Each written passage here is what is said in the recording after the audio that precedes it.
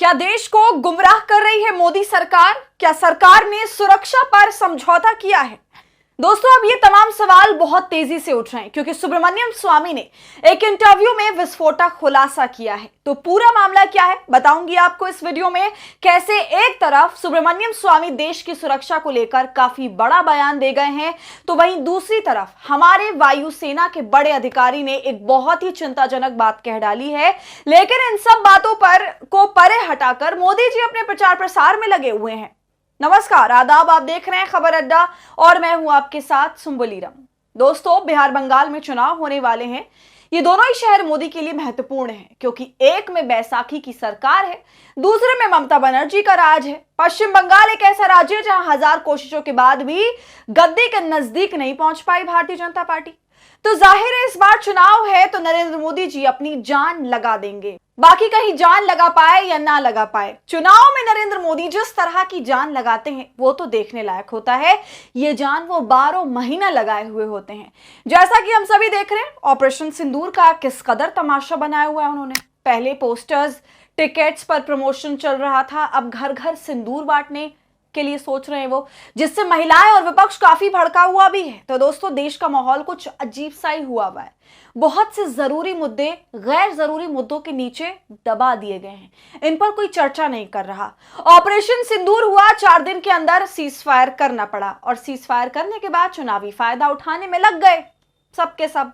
लेकिन दोस्तों, कुछ सवाल अभी भी देश की सुरक्षा को लेकर के उठ रहे हैं और वो खुद भाजपा के नेता सुब्रमण्यम स्वामी उठा रहे हैं। स्वामी ये दावा कर रहे हैं कि पाकिस्तान ने हमारे 5 राफेल मार गिराए, जिसकी जानकारी भाजपा छिपा रही है। स्वामी का कहना है कि फ्रांस से आया हुआ राफेल बेकार है, वो चीन की तकनीक के आगे टिक नहीं पाया। पाकिस्तान चीन के जेट्स इस्तेमाल कर रहा था जंग में, लेकिन इस तरह की कोई भी जानकारी जनता को नहीं दी गई। स्वामी ये भी कहते हैं कि राफेल में कितना भ्रष्टाचार हुआ इसकी जांच मोदी के रहते कभी नहीं हो पाएगी। और हमारे 5 जेट्स पाकिस्तान ने गिराए, ये बात राहुल गांधी ने भी कही थी। सुब्रमण्यम स्वामी क्या कुछ कह रहे हैं दोस्तों, अब आप सुन लीजिए। लीडर ऑफ अपोजिशन ने एक बात बोली कि हमारे जहाज गिरे हैं। कितने गिरे हैं बताइए? 5 पाकिस्तान ने अपने जहाज को बेचकर गिराया था हमारा। ओके। उसमें कुछ चाइना का भी रोल था सर? चाइना के प्लेन्स तो चाइना के ही थे। ओके। हाँ, चाइना के लोगों ने नहीं किया। चाइना ने जो हवाई जहाज दी थी वो बहुत बढ़िया हवाई जहाज थी। और जो फ्रांस के जो थे वो उतना बढ़िया नहीं थे। और हमारे उनके जो हवाई जहाज है उन्होंने 5 को गिराया था। आपका मतलब राफेल ने अच्छा काम नहीं किया? राफेल तो पर्याप्त नहीं है हमारे देश के लिए। वो उसमें क्या क्या भ्रष्टाचार हुआ ये तो दूसरी बात है। मोदी रहते हुए हम इस पर जांच नहीं कर सकते क्योंकि होने नहीं देगा वो। देखा आपने, अब सवाल उठना तो लाजमी है कि क्या देश को गुमराह कर रही है मोदी सरकार? क्या मोदी सरकार ने सुरक्षा पर किसी तरह का समझौता किया है? यह सवाल बहुत बड़ा है इन दावों के तहत, क्योंकि दोस्तों देश की सुरक्षा सर्वोपरि है। लेकिन फिलहाल हमारे देश में क्या हो रहा है वो आप सभी बहुत ही क्लियरली देख सकते हैं। ऑपरेशन सिंदूर का प्रचार किया जा रहा है, प्रचार के लिए उसका इस्तेमाल किया जा रहा है।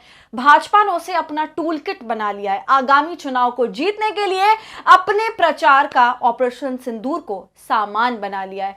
और राष्ट्रीय सुरक्षा वाले तमाम इससे जुड़े जितने भी मुद्दे हैं, सवाल हैं, उन सवालों पर सिर्फ और सिर्फ चुप्पी साधी है, सन्नाटा पसरा है। परवाह है, चिंता है तो सिर्फ और सिर्फ चुनाव की, चुनाव जीतने की। भारतीय जनता पार्टी का हर एक काम चुनाव के पर्सपेक्टिव से ही होता है। ये बात आप लोग जितनी जल्दी समझ लें उतना अच्छा। दोस्तों, अब आपको वायुसेना के चीफ का बयान बताती हूं जिसने पूरे देश में तहलका मचाया। लेकिन इस तहलके का असर भाजपा पर, उसके शीर्ष नेताओं पर थोड़ा भी नहीं पड़ रहा। दोस्तों, जिस बात की चर्चा सुब्रमण्यम स्वामी कर रहे हैं उस बात की चर्चा पूरे देश में है और सवाल राफेल कंपनी से लगातार पूछे जा रहे हैं। और यह सवाल भी बना हुआ है कि हमारे 5 विमान गिरे कि नहीं गिरे। इसी के चलते हमारे एयर चीफ मार्शल ने बहुत ही एक खतरनाक बयान दिया। ध्यान से सुनिए। रक्षा उपकरणों की खरीद में काफी देरी हो रही है और कई बार ऐसे कॉन्ट्रैक्ट साइन कर लिए जाते हैं जिनके बारे में साइन करते समय ही पता होता है कि ये वक्त से पूरे नहीं होंगे। उन्होंने कहा है कि समयबद्ध डिलीवरी एक बड़ी समस्या है, मुझे कोई ऐसा प्रोजेक्ट याद ही नहीं जो समय पर पूरा हो जाए। तो इस तरह का बयान एयर चीफ मार्शल की तरफ से आया। दोस्तों, इसके बाद डिफेंस की पत्रकारिता करते हैं विनय सुल्तान।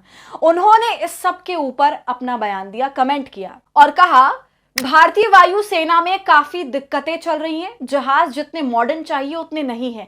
जहां पाकिस्तान को चीन से लगातार मॉडर्न जहाज मिल रहे हैं, अमेरिका से F-16 मिला है, वहीं हमारे पास बहुत पुराने तरह के जहाज हैं और उनका मॉडर्नाइजेशन नहीं हुआ है। तेजस जिसका इंतजार किया जा रहा था वो अभी तक नहीं आया।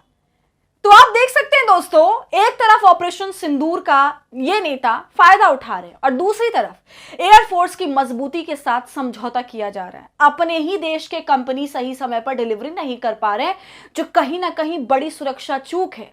और ये जितने भी इन कंपनीज के साथ डील हुई है एयरफोर्स की जेट्स बनाने के लिए, वो बहुत महंगी हैं। 48,000 करोड़ की डीलें हैं जो अभी तक पूरी नहीं हुई है और जिसकी शिकायत लगातार एयरफोर्स मार्शल जो हैं वो किए जा रहे हैं।